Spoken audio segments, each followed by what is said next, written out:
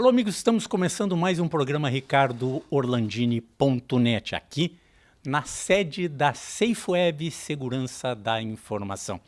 Nosso convidado é Ricardo Kerkhoff, que é vice-presidente de registro do Conselho Regional de Contabilidade do Rio Grande do Sul.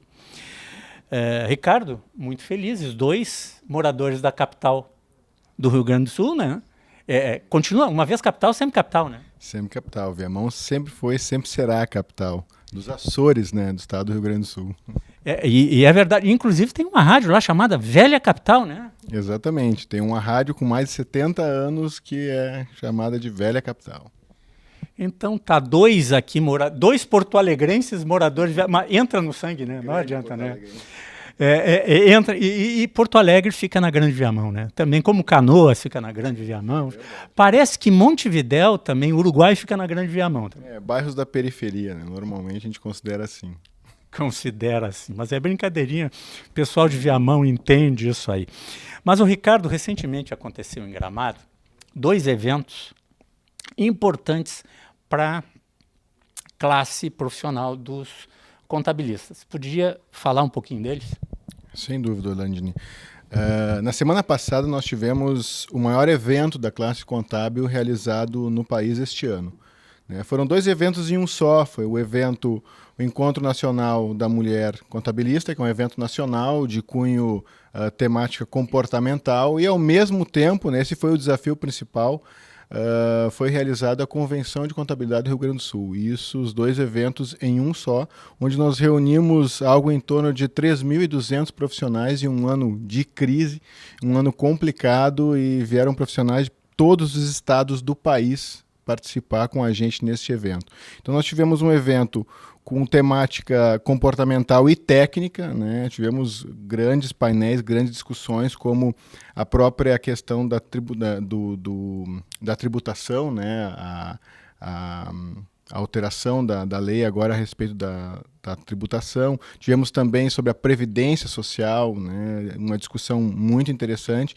E entre outras temáticas também tivemos aquelas onde o fisco apresenta a sua parte da história e nós, empresários, apresentamos a nossa. Então, num dos painéis muito interessante foi apresentado, onde nós tivemos o auditor da Receita Federal, nós tivemos um político, né, um deputado federal e um representante da área de contabilidade, né, da área do setor de contabilidade, que foi o do SESCOM, e nessa discussão toda, então, foram vistos todos os contrapontos. Conhecimento e vasto, né, de cada um deles, cada um apresentando o seu ponto de vista, mas um evento muito interessante no sentido de cada um na sua visão da coisa, os seus comprometimentos e os seus equívocos, né? Então é interessante de avaliar isso, onde o deputado puxa a brasa para o seu assado, o fisco federal puxa para o seu, e nós, enquanto sociedade, ficamos à mercê dessas ideias, dessas ideologias aí. Então nesses painéis a gente procura equilibrar a situação e apresentar um basta, né, com relação a isso. Acho que foi um dos painéis mais bem avaliados lá dessa nossa convenção deste ano. Já que tu tocasse em carga tributária, e o Brasil tem uma das mais altas do mundo, né? Eu até entendo que no passado alguém do fisco, alguém do governo, algum político dissesse assim, não, mas vem cá, as pessoas físicas só negam, as pessoas jurídicas só negam, porque era tudo feito no papel, né? Era papel para lá, papel para cá, e o papel tudo aceita, né? Mas no momento que está tudo integrado, e cada vez mais integrado, cada dia os sistemas, os bancos, a conta que tu tem no banco já cruza com as informações que tu passou no imposto de renda, tanto pessoa física quanto jurídica. Se tu fizer operações financeiras acima de R$5.000, já dá um alerta na Receita Federal. R$5.000, gente, não é 500 mil, nem 51 milhões. É R$5.000 de um mortal, já passou de um banco para o outro, já dá um alerta na Receita Federal por que fez essa transação. E assim vai. E ninguém do governo, nenhum político chega e vem e diz, não, nós temos que baixar os impostos porque a arrecadação está aumentando exponencialmente com a tecnologia. É um problema que nós temos hoje, porque todo mundo que está na área do governo pensa em aumentar o tamanho do Estado, quando nós não suportamos mais isso. A questão que nós temos que deixar bem clara aqui é que nós precisamos olhar para a despesa do Estado, para o que ele está gastando, onde está gastando o nosso imposto. E nesse momento, nessa seara da discussão, não mais aumentar tributo, e sim ser mais efetivo na utilização do gasto público, né? Então essa situação precisa ser aberta, esse cofre, essa caixa preta precisa ser aberta. Então, ao invés só de controlar o que o empresário está fazendo com o seu dinheiro, também colocar esse tipo de mecanismo em cima das contas públicas, de modo que a gente também possa saber onde está sendo aplicado. Acho que essa é uma vertente que nós precisamos levantar aí. Porque as pessoas não têm noção da quantidade de impostos diretos que são, olha, são vários. Eu chego a dizer, olha, é quase uma centena de impostos que existem. Mas, e os indiretos que são cobrados, as pessoas não sabem que estão comprando algum produto e estão pagando mais da metade do valor em imposto. Sem dúvida. Essa matriz do Brasil, que hoje está completamente equivocada, a nível de mundo, apenas, se não me engano, é o Brasil e mais um outro país que ainda... Turquia, eu acho. Turquia é um dos mais... Não, digo assim, que ainda utiliza o imposto em cima do consumo. Então, sim. Então é uma matriz completamente antiquada, equivocada. Nós defendemos a ótica da matriz tributária sobre a renda, assim como funciona nos Estados Unidos, Canadá e todos os países praticamente da Europa, onde nós temos na compra de um remédio, na compra de um copo, na compra de um livro, eu não tenho imposto. Eu tenho imposto na remuneração daquele que ali prestou um serviço, daquele que ali agregou algum valor. Então, exatamente. Então, neste sentido, eu acho que a gente precisa, sim, levantar essa discussão, porque o Brasil cada vez mais cobra tributos a nível escandinavo e entrega serviços senegaleses, né, para nós. Mais ou menos isto. Ricardo, meu pai era contador, professor de contabilidade, o meu pai Ney, e eu me lembro que ele tinha uma enorme de uma máquina de escrever, era um trambolho, assim, era uma mesa, tá, enorme, e lá tinha aqueles cartões, aqui, um monte de coisa, máquina de calcular de fita, uma outra que, eu acho que era facite, que virava ela, assim, para fazer cálculos, era um troço terrível. E era tudo feito no papel. Hoje tem toda essa tecnologia aí. Tá? Mas vamos no além de hoje. Como é que vai ficar a vida do empresário, da pessoa física e principalmente do profissional da área de contabilidade com essas novas tecnologias e esta maneira de se conviver com os governos em todas as suas esferas? E essa super tributação em todas as esferas, é município querendo tributar mais, Estado querendo tributar mais e a União querendo tributar mais. Realmente há uma dificuldade muito grande na utilização, principalmente pela classe contábil, por parte da classe contábil, na utilização dos mecanismos mais adequados em termos de informações acessórias. Hoje ainda tem muito empresário e muito profissional da contabilidade ainda pautado no papel, ainda pautado na nota de papel, quando na verdade isso não existe mais. A nota é essencialmente eletrônica, né? A nota de papel em raras esferas ela ainda existe, em alguns municípios ela ainda existe, né? Mas esta situação de utilizar a informação tecnológica, ela é uma vertente e não vai se ter como escapar disso. Primeiro que as principais multas que estão sendo aplicadas em colegas profissionais hoje são aqueles que não se adequaram às informações acessórias. São informações como do âmbito do SPED, né, no âmbito da própria E-Social, a DCTF. Então, essas obrigações acessórias, que são todas do âmbito digital, têm gerado, sim, problemas graves para os nossos colegas. Parte por quê? Porque não se adequaram à própria entrega da obrigação acessória, não ampliaram seus parques tecnológicos, não melhoraram a sua mão de obra interna. Por quê? Porque para te fazer um sistema ser bem utilizado, tu precisa de uma mão de obra qualificada. E isso, com o envelhecimento da classe, com utilização à tecnologia, nós temos uma certa restrição. O próprio uso da certificação digital é algo que ainda está sendo muito contestado. O empresário diz, por que eu tenho? Eu faço uma procuração e meu contador passa a utilizar isso. Só que com a procuração ele também passa a utilizar também de alguns recursos que, em nome do empresário, o tornam um pouco mais frágil. Então se expõe demais, então, e alguns colegas ainda continuam utilizando esta prática. Então essa situação de utilizar os meios tecnológicos é algo que eu não vejo uma outra possibilidade de se salvar. Tá? Quem não for adequado, e outra coisa, além do meio tecnológico, se tornar especialista naquele assunto. Hoje os escritórios estão sendo montados por 5, 6, 7 especialistas, um de cada área. De modo que eu, como especialista na área do SPED, eu vou tratar especificamente de assuntos do SPED. O meu sócio vai tratar de pessoa física, o meu outro sócio vai tratar de pessoa jurídica na área específica de tributação internacional, porque é uma empresa que trata com exportação e importação e assim por diante. Não vejo outra forma do profissional se adequar à legislação, que cada vez é mais vasta e exige mais, e ao mesmo tempo atender às equações tecnológicas que o governo nos estabelece. Eu sou administrador de empresas. Eu lembro de um professor que eu tive de direito tributário na faculdade que sempre dizia assim: as empresas, cada dia que passa, vão precisar ter mais profissionais que entendam desta loucura que é a tributação no Brasil. E tu tendo um especialista, daqui a pouco tu acaba economizando. É o caso dos escritórios. O escritório tem que ter um bom tributarista lá dentro, que conheça bem, para não pagar duas vezes, e saber onde é que estão as brechas para pagar menos. Sem dúvida alguma. Tem um colega nosso, aposentado da Caju, Pedro Gabriel, que tem uma frase muito interessante. Ele diz, quem investe num bom contador economiza com um advogado ali na frente, porque não vai precisar se preocupar com a Receita Federal. Sabe as palavras do meu amigo Pedro Gabriel, O Gabriel é um dos...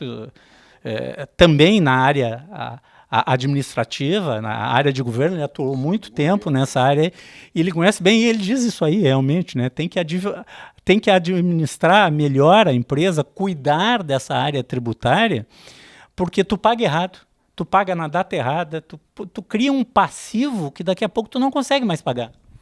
Essa situação de que eu pago menos hoje é a pior das hipóteses, porque eu tenho que pagar o mais correto hoje, porque amanhã haverá haverá a situação de eu ter que pagar em dobro. E a outra queixa muito grande é que o Estado, a fiscalização do Estado tem um poder que acima de tudo chega nas empresas, pode revirar de tal maneira que acha uma coisa estando correta. Sim, é esse pandemônio de legislação que a gente vive com ambiguidades legais, onde nos torna refém em algumas sistemáticas de ideia do fisco, porque hoje a fiscalização ela trata mais especificamente de entender de avaliar alguma tendência nos grupos setoriais, então são especialistas que tratam na auditoria e tudo mais. Então é ali que está o foco, quando eles querem tratar de, por exemplo, compra e venda de ativos, empresas, fusões e tudo mais, eles criam uma tese e saem aplicando aquilo a todas as empresas, quer elas tenham atendido ou não a legislação pertinente. Obrigado, Ricardo. Nós vamos a um rápido intervalo e já voltamos.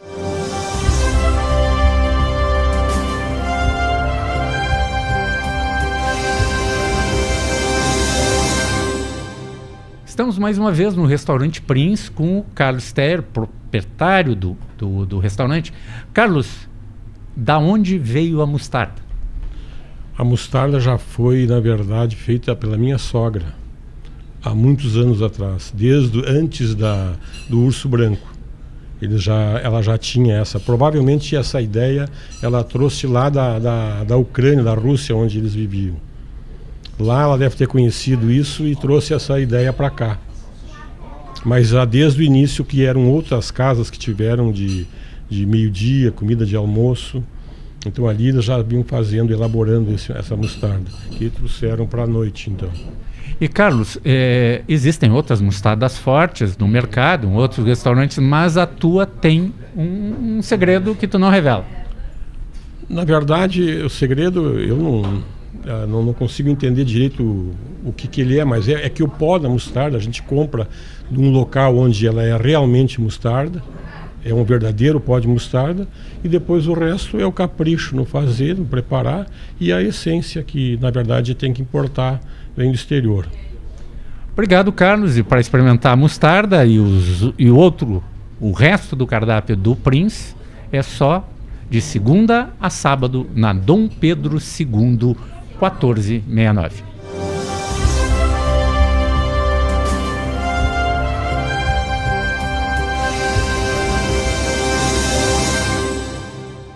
Mais uma vez conosco a jornalista Aline Wolff, da WH Comunicação.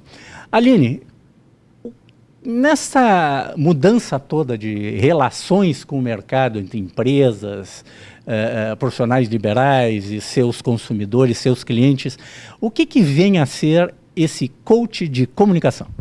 O coach de comunicação, na verdade, o profissional que trabalha com coach de comunicação, ele vai dar um norte, vai dar uma orientação para o público que chega nele, para o público que quer utilizar a comunicação para sair de um ponto A, que é o estado atual, para um ponto B, que é o estado desejado. Então, nesse contexto, a gente pode imaginar um empresário, um empreendedor, que ele quer alavancar seu negócio e ele não sabe como, ou ele quer se posicionar no mercado e não sabe como, né? Então, o que faz o profissional coach de comunicação? Ele utiliza as ferramentas do coach, as tradicionais ferramentas do coach, para levar esse cliente do ponto A a um ponto B desejado e alcançar esse resultado. Então, ele vai trazer uma demanda, vai trazer um resultado, do qual a gente vai utilizar todo o cenário da comunicação para fazer ele chegar nesse resultado e ter a ascensão que ele quer, que ele deseja, utilizando as ferramentas tradicionais do coaching, né? Porque o coaching é um processo que já vem utilizado no mundo inteiro. Nos Estados Unidos, ele é tão importante que 40% das empresas elas funcionam através do coaching, do processo de coaching, né? Dentro das empresas, no Brasil, também é muito utilizado, especialmente o coaching executivo. A gente também tem o Life Coach, que é amplamente utilizado e está em ascensão não só no Brasil, como no mundo inteiro. O que é o coaching? São ferramentas baseadas na maiêutica, na psicologia positiva, na terapia cognitivo-comportamental. Alguns coaches também trabalham com programação neurolinguística. Todas essas teorias dão um embasamento necessário para que o profissional consiga iniciar uma série de reflexões junto com o seu coach, no caso, seu cliente, para fazer ele ter um desempenho, um alto rendimento, para fazer ele alcançar resultados excelentes. Então, o coach de comunicação é aquele profissional que faz o empresário atingir resultados excelentes dentro da área da comunicação, utilizando ferramentas de comunicação. Às vezes, o cliente ele chega para nós lá na agência e não sabe para que lado ir, como se planejar, como se posicionar, vem com uma demanda assertiva já pronta, por exemplo, quero ser autoridade, quero ser influente, quero vender mais, quero publicar um livro, quero formatar um evento, mas não sei como fazer. Então, a gente desenvolve toda uma estratégia, um processo de coaching para fazer ele atingir o resultado que ele deseja, né? O resultado que ele quer. Quanto tempo, mais ou menos, leva uma formação dessas? Tá? Que fases são? Qual é o caminho? O cliente, o coach, ele passa pelo processo de coach de 8 sessões a 12 sessões, mais ou menos, né? Hoje o mercado tem coaches que trabalham com 10 sessões, vale muitas habilidades do profissional. Já o profissional, para se formar como coach, para ele ter a habilidade de ser coach, seja na área que for, seja no executivo, ou no life coach, ou na comunicação, ele tem que buscar, hoje existem entidades, né, que representam muito bem esse segmento. Posso citar, aqui no Rio Grande do Sul, a gente tem umas 4 ou 5 bem fortes, alguns institutos já prontos para isso.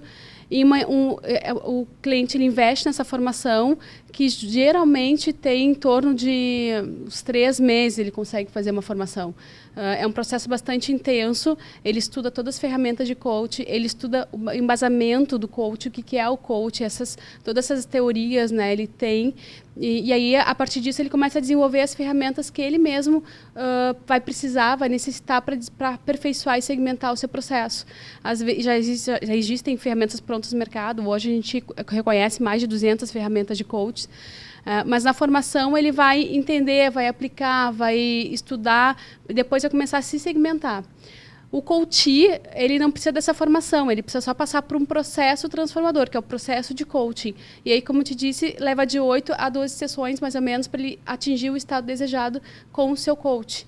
E essas sessões acontecem geralmente uma vez por mês ou a cada 15 dias. E eu conheço coaches que aplicam uma sessão a cada mês, por exemplo, os coaches financeiros, né, que depois tem que fazer tem toda uma instrução inicial, depois tem que fazer um acompanhamento mensal. Então varia muito, muito mesmo a necessidade do coach. Quem quiser maiores informações, só fazer contato conosco, né? Seja para se informar sobre as entidades que a gente tem hoje no mercado. Eu não quis citar muito para não constranger, não deixar ninguém de fora, mas a gente tem uma lista bem boa de empresas nessa área aqui no Rio Grande do Sul, no Brasil, enfim.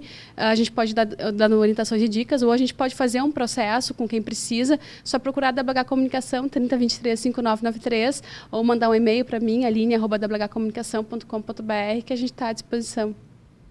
Obrigado, Aline. Já voltamos.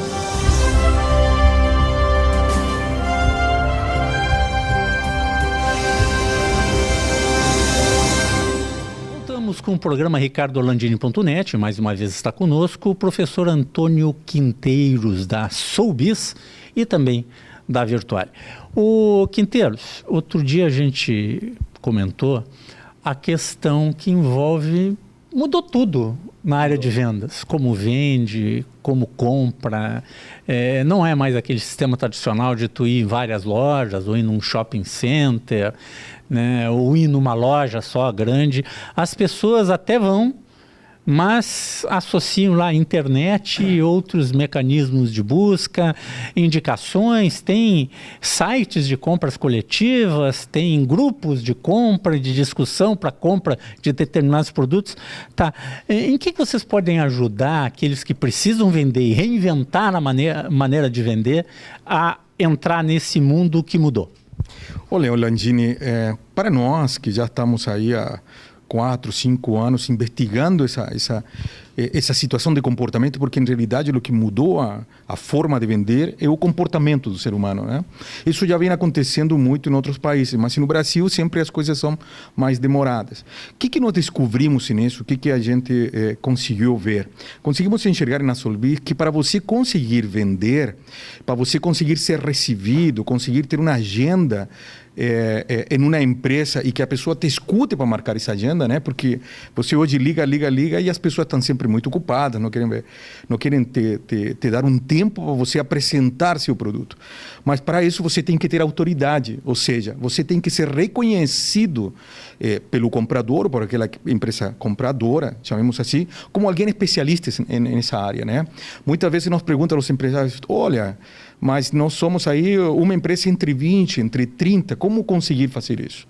E a gente repassa e encaminha para ele, em cima até de uma metáfora, de um ditado, né, que tem em espanhol, não sei bem na tradução em português, mas diz assim, ó, na terra de cegos, o que tem um olho é rei, né? Então, se você tem um pequeno conhecimento, um bom conhecimento de determinado serviço, não precisa ser o melhor de todos, mas se você domina isso, você vai ter uma clientela em cima, vai ter uma clientela que vai te seguir em cima disso que não conhece nada. E você vai conseguir demonstrar essa autoridade frente a eles, e demonstrando essa autoridade, ele vai querer fazer negócio com você. Certo? É essa a questão. E você não pode insistir hoje na venda bruta, como se insistia antigamente, batendo portas, viajando, né? Como se fazia há 4 ou 5 anos, ou como muitos fazem ainda, porque o custo está muito alto, certo? A perda de tempo e de energia é muito grande, e não vai ter um desfecho natural.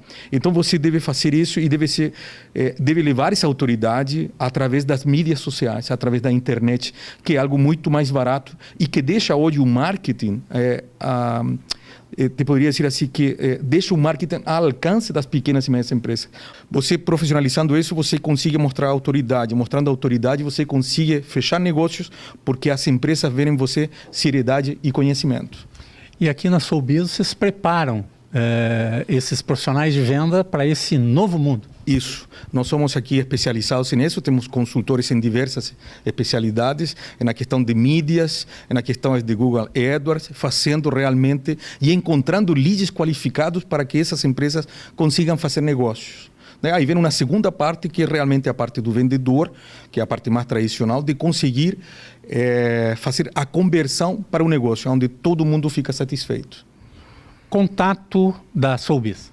Bom, o nosso contato é através das redes de internet, mídias de internet. Nós temos nosso Facebook, nosso YouTube e também em www.solbis.com.br. Com Z, né? Solbis com Z. Zombi com Z de zorro, certo? E através do nosso número telefônico, que é 51 3325 5204.